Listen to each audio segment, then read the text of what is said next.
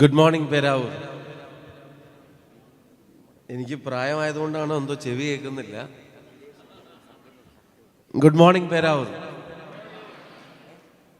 ഇവിടുന്ന് കൂടുതൽ കേൾക്കുന്നത്, അവിടെ നിന്നല്ല. നിങ്ങളോടല്ല, ഞാൻ അവരോടാണ്. Good morning. Good morning future. Good morning future. President ഇവിടെ പറഞ്ഞതിൽ ഏറ്റവും പ്രധാനപ്പെട്ട ഒരു വാചകം, MLA പറഞ്ഞതിൽ ഏറ്റവും പ്രധാനപ്പെട്ട ഒരു വാചകമായിട്ട് എനിക്ക് തോന്നിയത്, ഇന്നത്തെ വിദ്യാർത്ഥികൾ നാളത്തെ പൗരന്മാർ എന്ന് നമ്മൾ കുറേ കാലമായി കേട്ട് ശീലിച്ചൊരു വാചകമാണ്. ഇനി നാളെ എന്ന് പറഞ്ഞ് നിങ്ങളെ മാറ്റി നിർത്താൻ കഴിയില്ല. The future is now. നിങ്ങൾ ഇന്നിൻ്റെ തന്നെ പൗരന്മാരാണെന്ന് മാത്രമല്ല, നാളത്തേക്കുള്ള ഞങ്ങളുടെ ലീഡേഴ്സ് കൂടിയാണ് നിങ്ങളുടെ ഇഷ്ടപ്പെട്ട മേഖലകളിൽ.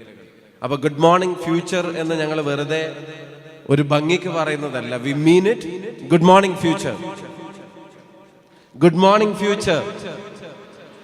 ഞാൻ വലിയ പ്രസംഗത്തിനൊക്കെ മുതിരുന്നതിന് മുമ്പ് ഒരു കാര്യം, സ്പീക്കപ്പ്. നിങ്ങൾ ആത്മവിശ്വാസത്തോടെ സംസാരിക്കുന്നതിൻ്റെ, നിങ്ങളുടെ ശബ്ദം കേൾക്കേണ്ടടുത്ത് കേൾക്കേണ്ടതിൻ്റെ, നിങ്ങളുടെ ചിലപ്പോൾ തെറ്റുപറ്റുമെന്ന് തിരിച്ചറിഞ്ഞിട്ട് തന്നെ ചില കാര്യങ്ങൾ ശ്രമിക്കുന്നതിൻ്റെ, അതിൻ്റെയൊക്കെ ഒരു പരീക്ഷണം നടത്താനുള്ള സ്റ്റേജസിൻ്റെ you are entering the last stages. അപ്പോൾ ഇനി കോൺഫിഡൻസോടുകൂടി ചില കാര്യങ്ങൾ, പരീക്ഷണങ്ങൾ നടത്താനോ, ചിലപ്പം ഗുഡ് മോർണിംഗ് ആണെങ്കിലും വേറെ എന്താണെങ്കിലും ഉച്ചത്തിൽ പറയാനൊക്കെയുള്ള വേദികളിൽ ഭയങ്കര കോൺഫിഡൻസോടെ അത് ചെയ്യേണ്ട ഒരു കാലത്തിലാണ് നിങ്ങൾ ജീവിക്കുന്നത്. To mark yourself. നിങ്ങളുടെ പ്രസൻസിനെ മാർക്ക് ചെയ്യാൻ നിങ്ങൾക്ക് more than your certificates, more than your marks, നിങ്ങളെ സഹായിക്കാൻ പോകുന്നത് നിങ്ങളുടെ കോൺഫിഡൻസ് ആയിരിക്കും. അപ്പം അത് ബിൽഡ് ചെയ്യേണ്ട സമയത്ത് അത് ബിൽഡ് ചെയ്യാൻ, അത് ബിൽഡ് ചെയ്യുന്നവരിൽ നിന്ന് ഈ നാട് ഒരുപാട് പ്രതീക്ഷിക്കുന്നു എന്ന് നിങ്ങളോട് പറയാൻ വേണ്ടിയാണ് പേരാവൂരിൻ്റെ പ്രിയപ്പെട്ട MLA നിങ്ങളെല്ലാവരെയും ഇങ്ങനെ ചേർത്ത് പിടിച്ച് നിങ്ങളുടെ വിജയത്തിനുള്ള നാടിൻ്റെ അഭിമാനവും സന്തോഷവും ഒക്കെ ഇവിടെ പങ്കുവെക്കാൻ ആഗ്രഹിക്കുന്നു. സക്സസിൻ്റെ ഓപ്പോസിറ്റ് എന്താ? സക്സസിന്റെ ഓപ്പോസിറ്റ് എന്താ? ഫെയിലിയർ. ഞാൻ നേരെ മറിച്ച് വിശ്വസിക്കുന്നു. സക്സസിന്റെ ഓപ്പോസിറ്റ് അല്ല failure. Failure belongs to the story. Success സ്റ്റോറിയുടെ ഒരു ഭാഗമാണ് failure. You may make mistakes, you fail, you fall down. അതിൽ നിന്ന് എഴുന്നേറ്റ് പിന്നെയും തിരിച്ചു വരും. പിന്നെയും ഏറ്റവും കൂടുതൽ വിജയിച്ചവര് പരാജയപ്പെടാത്തവരല്ല, പരാജയപ്പെട്ടെടുത്ത് നിർത്താത്തവരാണ്. They didn't stop there. അവിടെ നിർത്താതിരുന്നവരാണ് വിജയിച്ചവർ. അങ്ങനെ വിജയിച്ചു വരുന്നവരാണ് നിങ്ങൾ ഓരോരുത്തരും. അപ്പൊ അതുകൊണ്ട് ഈ സ്റ്റോറി, ഇപ്പൊ നിങ്ങൾ ഇവിടെ രചിച്ചു കൊണ്ടിരിക്കുന്ന ഈ ചരിത്രം, ഈ കഥ, അത് ഫെയിലിയറും സക്സസ്സും വീഴ്ചകളും തിരിച്ചുവരവും വിജയങ്ങളും ഒക്കെ കൂടെ ചേർന്നതാണ്.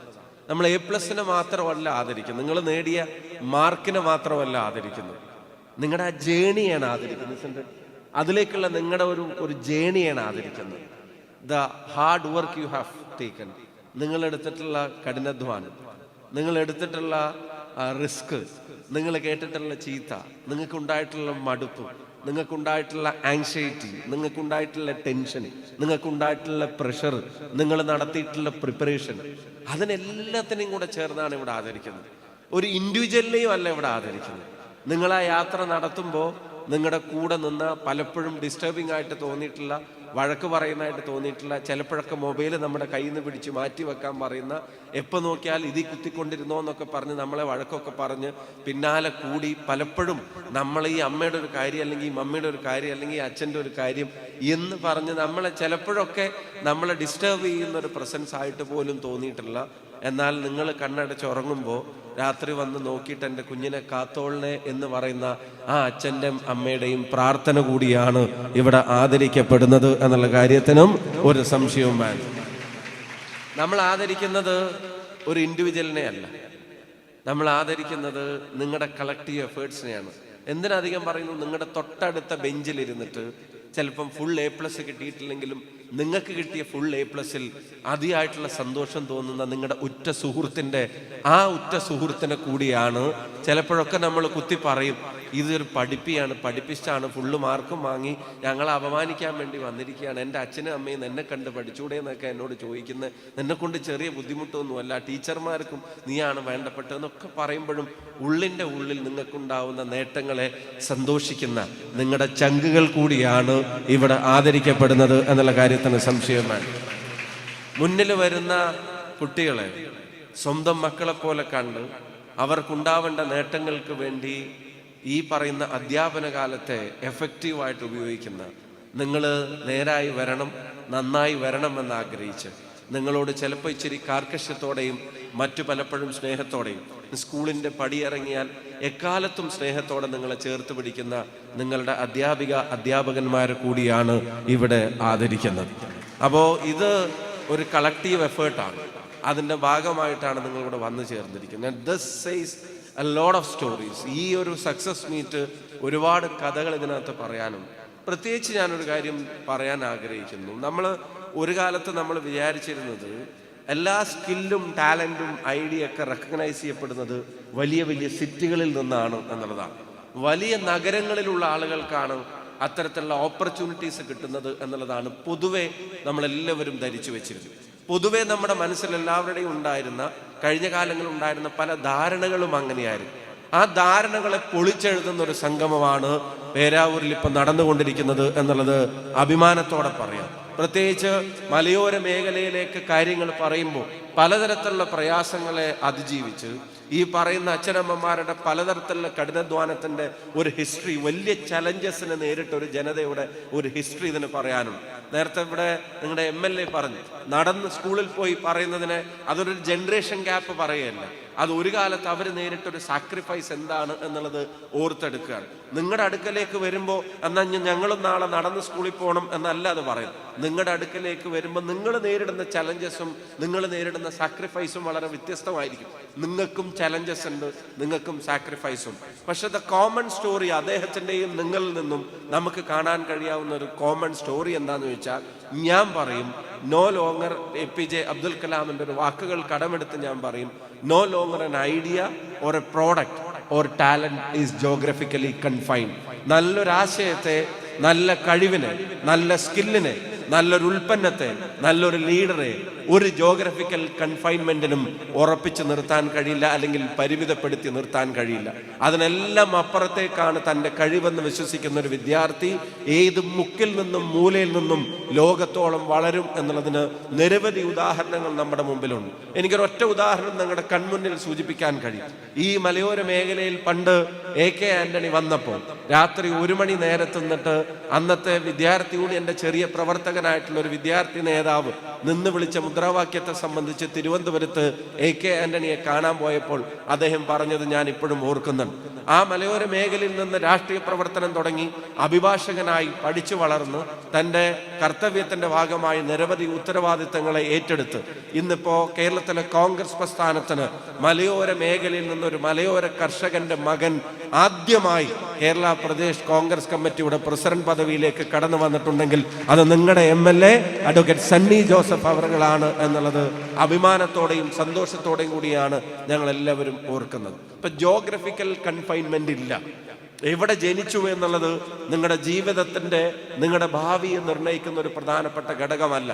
എവിടെ ജീവിക്കുന്നു എന്നുള്ളത് പോലും നിങ്ങളൊരു റിഗ്രറ്റോടെ ഓർക്കേണ്ട കാര്യമല്ല. എവിടെ ജനിച്ചാലും എവിടെ ജീവിച്ചാലും ഏത് സാഹചര്യത്തിൽ ജീവിച്ചാലും ഞാൻ പറയുന്നു, it's not about comfort, it's about commitment. നിങ്ങൾ കമ്മിറ്റഡ് ആയിട്ടൊരു കാര്യം ചെയ്യാൻ തീരുമാനിച്ചിറങ്ങിയാൽ, നിങ്ങൾ അതിന് ഫോളോ അപ്പ് കൊടുക്കാൻ തീരുമാനിച്ചാൽ, നിങ്ങൾ നിരന്തരം മെച്ചപ്പെടുത്താനും പരിശ്രമിക്കാനും തീരുമാനിച്ചാൽ, നിങ്ങളുടെ വീഴ്ചകളിൽ മടുത്തു പോകാതെ അവിടെ നിന്ന് എഴുന്നേറ്റ് നിന്ന് പിന്നെയും നടക്കാൻ തീരുമാനിച്ചാൽ, ഒരു സംശയവും വേണ്ട, ഞാൻ നേരത്തെ പറയുന്നത് പോലെ ആവർത്തിക്കുന്നു, ഫ്യൂച്ചർ ഇസ് നൗ. നിങ്ങളെ ഭാവി എന്ന് ഈ നാട് വിളിക്കുന്നതിൽ ഒരു തരത്തിലുള്ള ആശങ്കകളും നമുക്കില്ല. അപ്പം നിങ്ങളുടെ കഴിവുകളിൽ നിങ്ങൾ വിശ്വസിക്കും. ഇപ്പം നിങ്ങൾ നന്നായി പഠിക്കുന്ന കുട്ടികളാണ്. Now it's time to add up to your skills. നിങ്ങൾ നന്നായി കമ്മ്യൂണിക്കേറ്റ് ചെയ്യേണ്ടവരാണെങ്കിൽ അങ്ങനെയാവാൻ, നിങ്ങളുടെ കുറവുകൾ എവിടെയാണെന്ന് പരിശോധിച്ച് അതിനെ തിരുത്താനൊക്കെ കഴിയുന്ന ആളുകൾ. ഞാൻ വീണ്ടും കമ്മിങ് ബാക്ക് ടു നിങ്ങളുടെ MLA-യിലേക്ക് വരികയാണെങ്കിൽ, ഞങ്ങൾ അസംബ്ലിയിൽ ഉണ്ടായിരുന്നപ്പോൾ അദ്ദേഹം പറഞ്ഞു, ഞങ്ങൾ ഉൾപ്പെടെയുള്ള ആൾക്കാർ അവിടെ ഉണ്ടായിരുന്നു. അദ്ദേഹത്തിൻ്റെ ഒരു പ്രത്യേകത, the preparation that he makes for the task he takes up. അദ്ദേഹം ഏറ്റെടുക്കുന്ന ഉത്തരവാദിത്തങ്ങൾക്ക് വേണ്ടി, അതൊരു ചെറിയ പ്രസംഗമാണെങ്കിൽ പോലും അദ്ദേഹം അസംബ്ലിക്കകത്ത് നടത്തുന്ന പ്രിപ്പറേഷൻസ് ഫാക്ച്വലായി നിലനിൽക്കണം എന്നുള്ള വാശി, കാര്യങ്ങളെ പഠിച്ചു പറയാനുള്ള ജാഗ്രത, അത് ലീഗലായിട്ടുള്ള കാര്യങ്ങളെ ചൂണ്ടിക്കാണിക്കാനുള്ള കോമ്പിറ്റൻസി. ഞാൻ പറയുന്നു, ഇത് രാഷ്ട്രീയ അല്ലാത്തതുകൊണ്ട് രാഷ്ട്രീയ കാര്യങ്ങളിലേക്ക് ഞാൻ കടക്കുന്നില്ല. ബട്ട് ഒരാളെ വിലയിരുത്തുമ്പോൾ ഓരോ ആളുകൾക്കും അവരവരുടേതായിട്ടുള്ള പെക്യുലാരിറ്റീസ് ഉണ്ടാവും. ഈ പറയുന്ന കാര്യങ്ങൾ എണ്ണി എണ്ണി പറഞ്ഞാൽ അദ്ദേഹത്തോടൊപ്പം പ്രവർത്തിക്കാൻ ഒരു അവസരം കിട്ടിയ ഒരാളെന്നുള്ള നിലക്ക് കൂടെ പറയുന്നു, അതൊന്നും ഒരു ഇൻഡിവിജ്വൽ അച്ചീവ്മെന്റിന്റെ മേനിലേക്ക് കൊണ്ടു നടക്കാൻ. He always talks about the team. അദ്ദേഹത്തിന്റെ കൂടെ വർക്കിംഗ് പ്രസിഡന്റായിട്ട് ഇപ്പോൾ വർക്ക് ചെയ്യാൻ കിട്ടുന്ന അവസരത്തിൽ എപ്പോഴും അദ്ദേഹം പറയുന്നത്, ഞാൻ ഇന്നലെ ജോണി ലൂക്കോസുമായിട്ട് അദ്ദേഹം നടത്തിയ ഇന്റർവ്യൂവിന്റെ ഒരു കഷ്ണം ഞാനിപ്പോൾ ഇങ്ങോട്ട് വരുമ്പോൾ കേൾക്കാനിടയായി. അവിടെയും അദ്ദേഹത്തോട് അദ്ദേഹം പറയുന്നത് ദിസ് ഇസ് എ ടീം എന്നുള്ളതാണ്. അപ്പോൾ ഈ സക്സസിനെ, റെസ്പോൺസിബിലിറ്റിയെ ഒരു ടീമിലേക്ക് ഡിവൈഡ് ചെയ്ത് അവരെ കൊണ്ടൊക്കെ ചെയ്യാവുന്ന കാര്യങ്ങൾ ചെയ്യിപ്പിച്ച് അവരെ എൻകറേജ് ചെയ്ത്, ഇപ്പോൾ സീനിയോറിറ്റി വെച്ച് നോക്കുമ്പോഴോ പദവിയുടെ കാര്യം വെച്ച് നോക്കുമ്പോഴോ ഒന്നും ഈ സംഗമം ഉദ്ഘാടനം ചെയ്യേണ്ട ഒരാൾ ഞാനല്ല. ഞാൻ അദ്ദേഹത്തോട് ആവർത്തിച്ച് പറഞ്ഞിട്ടും അത് ഷാഫി ചെയ്യട്ടെ എന്ന് പറയുന്നതിനകത്തിൻ്റെ ഒരു പ്രധാനപ്പെട്ട കാരണം സെൽഫ് കോൺഫിഡൻസ് ആണ്. അങ്ങനെ നിൽക്കുമ്പോൾ സ്വയം വളരുകയാണ് എന്നുള്ളതും അതാരുടെ മുമ്പിലും ചെറുതാവലല്ല എന്നൊക്കെ വിശ്വസിക്കാൻ ആഗ്രഹിക്കുന്ന ഈ ജനതയുടെ ആ നന്മയുടെ മൂല്യങ്ങളെ ഇപ്പോഴും മുറുകെ കൊണ്ട് നടക്കുന്ന ഒരു MLA-യുടെ കീഴിൽ ഇങ്ങനെ ഒരു സംഗമത്തിൽ പങ്കെടുക്കാൻ അവസരം നമുക്ക് കിട്ടുന്നത്, എന്നെ സംബന്ധിച്ചിടത്തോളം വ്യക്തിപരമായി കിട്ടുന്നതും ഏറെ അഭിമാനമാണ്, സന്തോഷമാണ്. എന്നെ ഈ പരിപാടിയിലേക്ക് ക്ഷണിച്ചതിന് പ്രിയപ്പെട്ട പ്രസിഡന്റിനോട് ഹൃദയം നിറഞ്ഞ നന്ദി ഞാൻ രേഖപ്പെടുത്താനും ആഗ്രഹിക്കുകയാണ്. ഞാൻ നേരത്തെ പറഞ്ഞു ജോഗ്രഫിക്കൽ കൺഫൈൻമെന്റ് ഇല്ല എന്നുള്ളത്. ഇപ്പോൾ ഇന്ത്യൻ ക്രിക്കറ്റ് ടീമിന്റെ T20-യിലെ വൈസ് ക്യാപ്റ്റനായി തെരഞ്ഞെടുക്കപ്പെട്ട ഒരു മലയാളിയുടെ, അതിലൊരു ഇന്ത്യക്ക് വേണ്ടി കളിക്കുന്ന ഒരു മലയാളിയുടെ പേര് നിങ്ങൾക്ക് ഇവിടുന്ന് പറയാൻ പറ്റുമോ?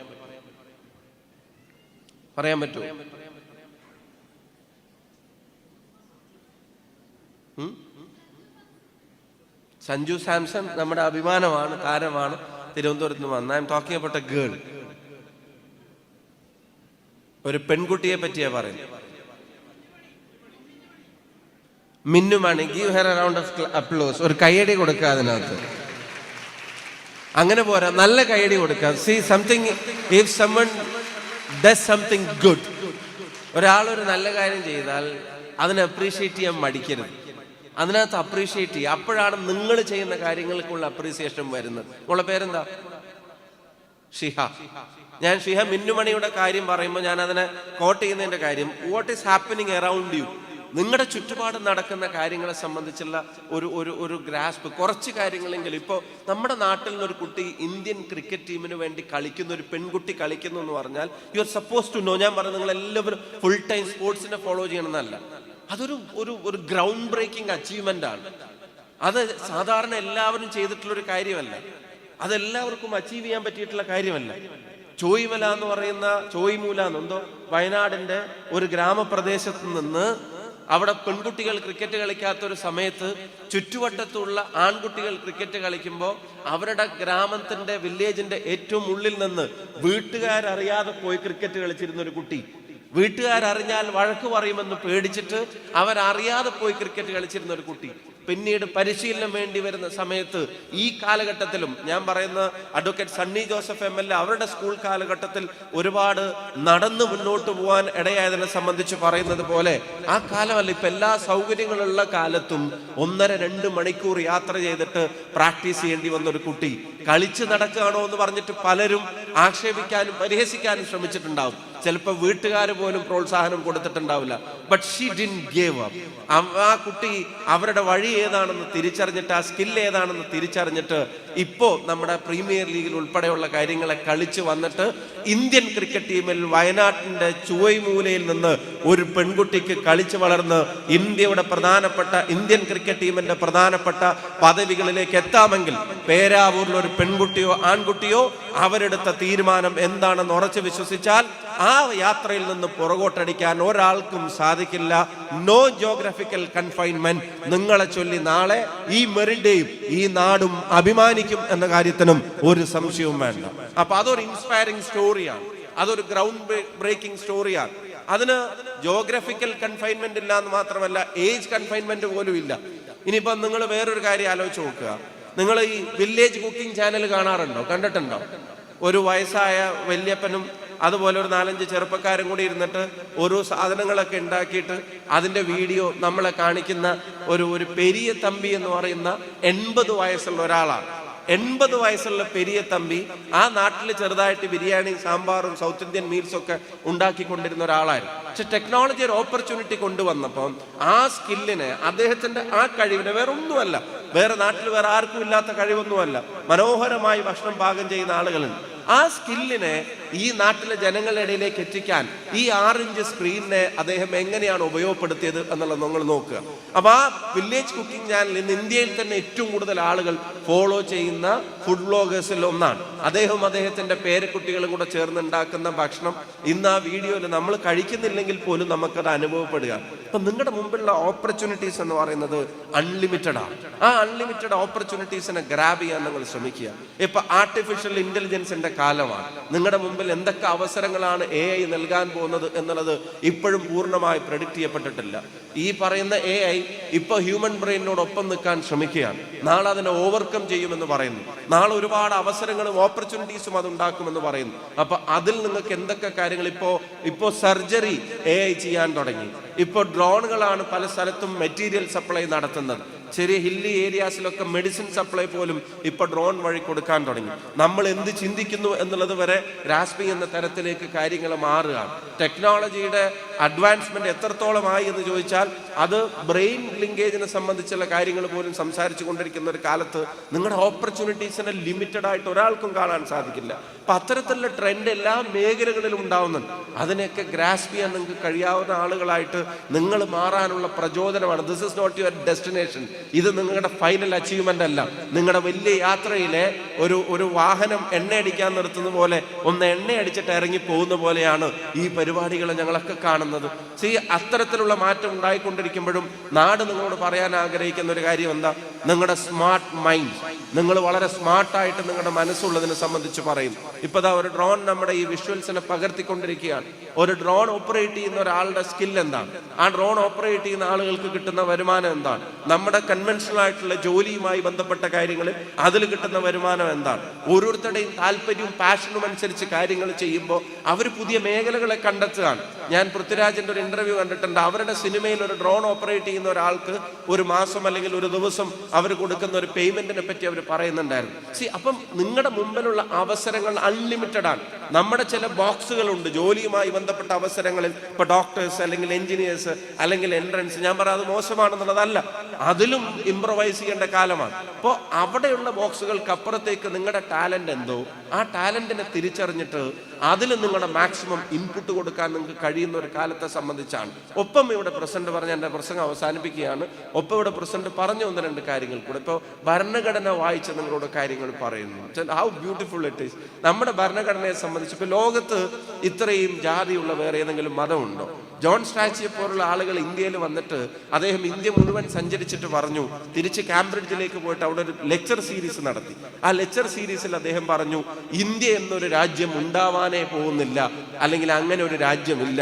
കാരണം അദ്ദേഹം പറഞ്ഞത് അത് വലിയൊരു ഭൂപ്രദേശത്തിന് നമ്മൾ ജസ്റ്റ് വിളിക്കാനിട്ടൊരു പേരാണ് എന്നാണ്.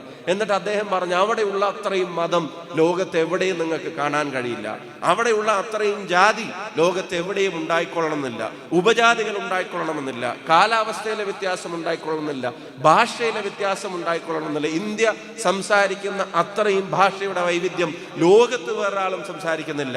ഈ കണ്ണൂരിലെയും മാഹിയിലെ മലയാളവും പാലക്കാട്ടെ മലയാളവും വടകരയിലെ മലയാളം പോലും കാസർകോട്ടെ തിരുവനന്തപുരത്തെ മലയാളം പോലും എത്ര വ്യത്യാസമാണ് എന്നുള്ളത് നമുക്കെല്ലാവർക്കും അറിയാം. ഇതൊക്കെ കൂടെ കണ്ടിട്ട് അയാൾ ഇവിടെ വന്ന് പറഞ്ഞിട്ട് പോയി, they cannot form A country.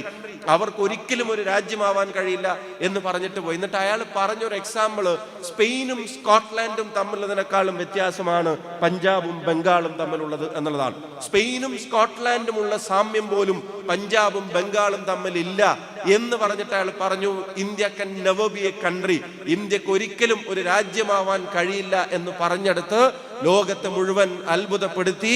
ലോകത്തെ ഏറ്റവും വലിയ ജനാധിപത്യ മതേതര രാഷ്ട്രമെന്ന് അഭിമാനത്തോടെ എന്റെയും നിങ്ങളുടെയും ഇന്ത്യയെക്കുറിച്ച് നമ്മൾ പറയുന്നതിന്റെ ബേസ് എന്ന് പറയുന്നത് ഈ കോൺസ്റ്റിറ്റ്യൂഷനാണ്, ഇന്ത്യയുടെ ഭരണഘടനയാണ്. അപ്പൊ അതിന്റെ മൂല്യങ്ങളെ സംരക്ഷിക്കുന്നവർ കൂടിയായി. നിങ്ങൾ പൊളിറ്റീഷ്യൻസ് ആവാനല്ല, പക്ഷെ നിങ്ങളുടെ ചുറ്റുവട്ടത്ത് നടക്കുന്ന പൊളിറ്റിക്കൽ ആയിട്ടുള്ള കാര്യങ്ങളെ ഒബ്സർവ് ചെയ്യുന്ന ആളുകളായിട്ട് നിങ്ങളും മാറണം. You have A say. നിങ്ങൾ പറയുന്ന കാര്യങ്ങൾക്ക്, വാക്കുകൾക്ക് വിലയുണ്ട്. നിങ്ങൾ എന്ത് ചിന്തിക്കുന്നു എന്ന് അറിയുന്നതിനകത്ത് നാടിന്റെ ഭാവിയെ സംബന്ധിച്ച് അതൊരു പ്രധാനപ്പെട്ട ഘടകമാണ്. മറ്റൊരു കാര്യം കൂടെ, ഈ മെഷീന്റെയും ടെക്നോളജിയുടെ ഒക്കെ കാലത്തും നമ്മൾ എല്ലാവരോടും പറയും ഹാർഡ് വർക്ക് ചെയ്യാൻ, സ്മാർട്ട് ആവാൻ എല്ലാവരോടും പറയും. അപ്പം സ്മാർട്ട് മൈൻഡ്സിന്റെ കൂടെ ഒരു വാം ഹാർട്ട് നമുക്കുണ്ടാവുക എന്നുള്ളത് കൂടെ പ്രധാനമാണ്. ടെക്നോളജിയും നമുക്ക് സക്സസ് ഒക്കെ ഉണ്ടാകുമ്പോഴും ചുറ്റുവട്ടത്തേക്ക് നോക്കാനുള്ള ഒരു വാം ഹാർട്ട് നമുക്ക് ഉണ്ടാവുക, അതൊരു ഹേർട്ട്ഫുൾ ആയിട്ട് നമുക്ക് പെരുമാറാൻ പറ്റുക, അത് വളരെ പ്രധാനപ്പെട്ടതാണ്. ഞാൻ അവസാനിപ്പിക്കുന്നതിന് മുമ്പ് ഒറ്റ കാര്യം മാത്രം പറയുന്നു. ഈ വാം ഹേർട്ട് എന്ന് പറയുന്നതിന്റെ പിന്നിൽ ഇപ്പോൾ ചില അപകടങ്ങൾ നമ്മൾ കേൾക്കുന്നുണ്ട്, കാണുന്നുണ്ട്. താമരശ്ശേരിയിൽ നിന്നൊരു വാർത്ത വന്നത്, തൊട്ടപ്പുറത്തെ വീട്ടിൽ നിന്ന് ഒരു പയ്യൻ തേങ്ങ പൊതിക്കാനാണെന്ന് പറഞ്ഞിട്ട് ഒരു കത്തി മേടിച്ചു. ആ കത്തി മേടിച്ചിട്ട് തിരിച്ചു വന്നിട്ട് ചെയ്തത് സ്വന്തം മാതാവിൻ്റെ കഴുത്തറുത്തു. സ്വന്തം മാതാവിൻ്റെ കഴുത്തറുത്തു. എന്നിട്ട് അതിനെപ്പറ്റി ചോദിച്ചപ്പോൾ പറഞ്ഞത് ജനിപ്പിച്ചതിനുള്ള പണിഷ്മെന്റ് ആണ്. നിങ്ങൾ ആലോചിച്ച് നോക്കുക, സ്വന്തം ഉമ്മയുടെ കഴുത്തറുത്ത് കൊല്ലും. തിരുവനന്തപുരത്ത് കോഴിക്കോട് തന്നെ ഒരു ചേച്ചി പോലീസ് സ്റ്റേഷനിലേക്ക് വിളിച്ചിട്ട് പോലീസിനോട് പെട്ടെന്ന് വരാൻ പറഞ്ഞപ്പോൾ എന്താ അവർ വിചാരിച്ചു കള്ളനോ ഗുണ്ടയോ അക്രമോ എന്തെങ്കിലും പ്രശ്നം, ഒന്നുമല്ല. ഈ ചേച്ചിയുടെ വയസ്സായ അമ്മ അവിടെയുണ്ട്. ആ അമ്മയെ ഇവരുടെ മകൻ കൊല്ലാൻ ശ്രമിക്കുകയാണ്. സ്വന്തം അമ്മയുടെ ജീവൻ രക്ഷിക്കാൻ മകനെ പോലീസിന് പിടിച്ചു കൊടുക്കേണ്ടി വന്ന ചേച്ചി പൊട്ടിക്കരഞ്ഞുകൊണ്ട് മാധ്യമങ്ങളിൽ കൊടുത്ത ഇന്റർവ്യൂ നമ്മൾ കാണാനിടയായി. ഞാൻ സ്മാർട്ട് മൈൻഡ്സും ടെക്നോളജിയും മെഷീനൊക്കെ പറയുമ്പോൾ ഒരു വാം ഹേർട്ട് നിങ്ങൾക്ക് ഉണ്ടാവണം എന്ന് പറയുന്നതിൻ്റെ ബേസ് ഒരു കാര്യം മാത്രം തിരിച്ചറിയുക. നിങ്ങൾ നിങ്ങളുടെ ബോധത്തെ നശിപ്പിക്കുന്ന, നിങ്ങളുടെ ചിന്താശക്തിയെ ഇല്ലാതാക്കിയിട്ട് നിങ്ങൾക്ക് കിട്ടുന്ന പ്ലഷറുകളല്ല ജീവിതത്തിൽ അഡിക്ഷൻ വേണ്ടത്. സേ നോ ടു ഡ്രഗ്സ് എന്നുള്ളത് വെറുതെ പറയുന്ന ഒരു വാചകമല്ല. നിങ്ങൾ നന്നായി വരക്കുന്നവർ, നന്നായി പാടുന്നവർ, നന്നായി കളിക്കുന്നവർ, നന്നായി പഠിക്കുന്നവർ, നന്നായി പാകം ചെയ്യുന്നവർ, നന്നായി ഓടുന്നവർ, നിങ്ങൾക്ക് ഇഷ്ടപ്പെട്ട കാര്യത്തെ നന്നായി ചെയ്യുന്നവർക്ക് അത് ചെയ്യുമ്പോൾ കിട്ടുന്ന ഒരു സാറ്റിസ്ഫാക്ഷൻ ഉണ്ട്. ഞാൻ പറയുന്നത്, ഒരു ലഹരി മനുഷ്യന്റെ ബോധത്തെ നശിപ്പിച്ച് നിങ്ങളെ അല്ലാതാക്കുന്ന പ്ലഷറുകളിലേക്കാണ് നയിക്കുന്നത്. It's A trap. അത് നമുക്കും നമ്മുടെ ചുറ്റുവട്ടത്തുള്ള ആളുകളെ വീഴ്ത്താൻ വേണ്ടി മാക്സിമം ശ്രമിച്ചുകൊണ്ടിരിക്കുക. കുറ്റ്യാടിയിൽ ഇപ്പൊ 16ഉം 15ഉം വയസ്സായ പെൺകുട്ടികളെയാണ് ഇതിൽ അകപ്പെടുത്തിയിട്ട് അവരെ, ഞാൻ പറയുന്ന ഫിസിക്കലി മിസ്യൂസ് ചെയ്യുന്ന തരത്തിൽ അതിന്റെ വീഡിയോസ് പകർത്തുന്നിട്ടുള്ള വലിയൊരു ഇൻസിഡന്റ് കുറ്റ്യാടിയിൽ ഇവിടെ അടുത്ത് നടന്നിരിക്കുക. നമ്മൾ ഷോക്ക് ചെയ്യുന്ന ഇൻസിഡൻസ് ആണ്, നമുക്ക് ചിന്തിക്കാനും സങ്കല്പിക്കാനും പറ്റാത്ത ഇൻസിഡൻസ് ആണ് ചുറ്റുപാടും ഉണ്ടായിക്കൊണ്ടിരിക്കുന്നത്. ഞാൻ പറയുന്നത്, എന്താ ജീവിതത്തിലെ ലഹരി എന്ന് പറയുന്നത്? എന്തിനോടാണ് നിങ്ങൾക്ക് അഡിക്ഷൻ ഉണ്ടാവേണ്ടത്? അഡിക്ഷൻ ഉണ്ടാവുന്നുണ്ടത് ബോധം നശിപ്പിക്കുന്ന, നമ്മുടെ സന്തോഷത്തെ കളയുന്ന ഇത്തരം ഇൻസിഡൻസിനോടല്ല. Get addicted to your life. ലൈഫിനോടാണ് അഡിക്ഷൻ ഉണ്ടാവേണ്ടത്, പാട്ടിനോടാണ് അഡിക്ഷൻ ഉണ്ടാവേണ്ടത്. ഇപ്പൊ തന്നെ ആലോചിച്ച് നോക്കുക, ഇപ്പൊ കൈതപ്പുറം ദാമോദരൻ നമ്പൂതിരി നമുക്കറിയാം, എത്രയോ വയസ്സായിട്ടുള്ള ഒരാളാണ്. പക്ഷെ ആ പ്രായത്തിലും അദ്ദേഹം എഴുതിയ മിന്നൽ വള എന്നുള്ള പാട്ട് കേൾക്കാത്ത ആരെങ്കിലും ഈ കൂട്ടത്തിൽ നമ്മുടെ ഇടയിലുണ്ടോ? നമ്മൾ എത്ര തവണയാണ് ആ പാട്ട് കേൾക്കുന്നത്? മനോഹരമായ ആ പാട്ട് തരുന്ന ഒരു അഡിക്ഷൻ ഒരു ലഹരിക്കും തരാൻ കഴിയില്ല. നല്ല സിനിമയിലെ നല്ല രംഗങ്ങൾ, നല്ല അഭിനയ മുഹൂർത്തങ്ങൾ തരുന്ന ഒരു അഡിക്ഷൻ ഒരു പാട്ടിനും ഒരു ലഹരിക്കും നമുക്ക് തരാൻ കഴിയില്ല. മനോഹരമായി ഇപ്പൊ തുടരും എന്ന സിനിമ നിങ്ങൾ എല്ലാവരും കണ്ടു. അതിൽ മോഹൻലാലിന്റെ നമ്മൾ ഇഷ്ടപ്പെട്ട പല സീൻസും ഒന്നും വേണ്ട. ആ പ്രായത്തിൽ അദ്ദേഹം ആ പോലീസ് സ്റ്റേഷനിലെ ഫൈറ്റിൽ നിന്ന് ആ ജനൽ ചാടി പുറത്ത് കടന്നു വരുന്ന ആ ഒരു സീൻ തന്നെ ചെറുപ്പക്കാർ എത്രത്തോളം സെലിബ്രേറ്റ് ചെയ്തത് നമുക്ക് എല്ലാവർക്കും അറിയാം. ഇപ്പൊ തന്നെ K-പോപ്പിന്റെ, കൊറിയൻ മ്യൂസിക്കിന്റെ ഫോളോവേഴ്സ്, ആരാധകർ എത്രയാ നമുക്കിടയിൽ, നമ്മുടെ കുട്ടികൾക്കിടയിൽ പോലും ഒരു ഭാഷയുടെ അതിരുമില്ല, രാജ്യത്തിൻ്റെ അതിരുമില്ല. But still you are enjoying everything. അതൊക്കെ നിങ്ങൾക്ക് നൽകുന്ന ഒരു അഡിക്ഷൻ, ലൈഫിലെ സന്തോഷങ്ങൾ, അതിനേക്കാൾ വലുതോ ഇല്ല ഒന്നും. സി, നിങ്ങൾ ഒരു വാം ഹേർട്ട് വേണം എന്ന് ഞാൻ പറയുന്നത്, നിങ്ങളുടെ ഹൃദയത്തിൽ നിന്ന് ഒരാളെ, ഇപ്പോൾ പ്രായമായ ഒരാളെ നിങ്ങളൊന്ന് സന്ദർശിച്ച് അവരെ ഒന്ന് തൊടുമ്പോൾ, അതല്ലെങ്കിൽ സ്വന്തം കൂട്ടുകാരനോ കൂട്ടുകാരിക്കോ ഒരു സഹായം ചെയ്യുമ്പോൾ, അല്ലെങ്കിൽ വീട്ടിലുള്ളവർക്കുണ്ട് തന്നെ, വേറെ ആരെയും വേണ്ട, വീട്ടിലുള്ളവർ തന്നെ നിങ്ങൾ കാരണം അവരൊന്ന് ചിരിക്കുമ്പോൾ, if you are the reason behind their smile, അവരുടെ പുഞ്ചിരിക്ക് നിങ്ങൾ കാരണമാണെങ്കിൽ, I believe that is well earned a smile. അത് നിങ്ങൾ അധ്വാനിച്ച് നേടിയ ഒരു ചിരിയാണ് എന്ന് ഞാൻ പറയും. ആ ചിരിയേക്കാൾ വലിയ ഒരു ലഹരിയും ഈ ലോകത്ത് ഇന്ന് കണ്ടുപിടിക്കപ്പെട്ടിട്ടില്ല എന്നുള്ളത് തീർച്ചയായിട്ടും ഈ യുവതലമുറ ഉള്ളിൽ ഉൾക്കൊണ്ടതാണ്. അപ്പൊ get addicted to your life. നിങ്ങളുടെ ഈ മിഷൻ, അതിന് നിങ്ങൾ അത്തരം ഒരുപാട് കാര്യങ്ങൾ നിങ്ങൾ ഞങ്ങൾക്ക് പ്രചോദനമാണ്. ഈ മെറിറ്റ് ഡേ 2025 വെച്ച് നിങ്ങളെ കാണാനും, നാളെ നിങ്ങളുടെ ജീവിതത്തിന്റെ ഉയരങ്ങൾ കീഴടക്കുമ്പോൾ, ഞങ്ങളുടെ MLA ഇതുപോലെ നടത്തിയ പരിപാടിയിൽ ഞങ്ങൾ കണ്ടിട്ടുള്ള കുട്ടിയാണെന്ന് നാളെ നിങ്ങളെ സംബന്ധിച്ച് ഞങ്ങൾക്കൊക്കെ പറയാനുമുള്ള ഒരു മനോഹരമായിട്ടുള്ള വേദിയാണ്. Keep going. ഇടയിൽ വെച്ച് വീണേക്കാം, എഴുന്നേറ്റ് നിൽക്കണം, പിന്നെയും ശ്രമിക്കണം, പിന്നെയും വീണേക്കാം, പിന്നെയും ശ്രമിക്കണം. Nobody can stop you if you are not giving up. നിങ്ങൾ ഗിവ് അപ്പ് ചെയ്യാൻ തീരുമാനിച്ചിട്ടില്ലെങ്കിൽ ഒരാൾക്കും നിങ്ങളെ തടഞ്ഞു നിർത്താൻ കഴിയില്ല. Take the best out of you. നിങ്ങളുടെ ഏറ്റവും നല്ലതിനെ നിങ്ങൾ തിരിച്ചെടുക്കുക, നിങ്ങൾ പുറത്തെടുക്കുക. ലൈഫിൽ സക്സസ് ഉണ്ടാക്കുക. സക്സസ് എന്ന് പറയുന്നത് ഞാൻ നേരത്തെ സൂചിപ്പിച്ചതുപോലെ ഒരു വെൽ ഏൺ സ്മൈൽ ലൈഫിൻ്റെ സക്സസ് ആണ്. അത് ജോലിയും ശമ്പളം കൂലിയും സൗകര്യങ്ങളും മാത്രമല്ല, അതിനും അപ്പുറത്തേക്കാണ് ജീവിതം. അതിനൊരു പ്രചോദനമായിട്ട് ഈ ദിവസം മാറട്ടെ. നിങ്ങൾക്ക് എല്ലാവർക്കും എൻ്റെ സ്നേഹാശംസകൾ, എല്ലാവർക്കും എൻ്റെ സ്നേഹാഭിവാദ്യങ്ങൾ. പ്രിയപ്പെട്ട പേരാവൂരിൻ്റെ MLAക്ക്, ഞങ്ങളുടെ KPCCയുടെ പ്രിയപ്പെട്ട പ്രസിഡന്റിന് ഒരിക്കൽ കൂടി ഹൃദയം നിറഞ്ഞ നന്ദി ഈ ചടങ്ങിലേക്ക് ക്ഷണിച്ചതിന് നേർന്നുകൊണ്ട് wishing you all the best. എല്ലാ പ്രാർത്ഥനകളും കൊണ്ട് നന്ദി, നമസ്കാരം, ജയ് ഹിന്ദ്, താങ്ക് യു.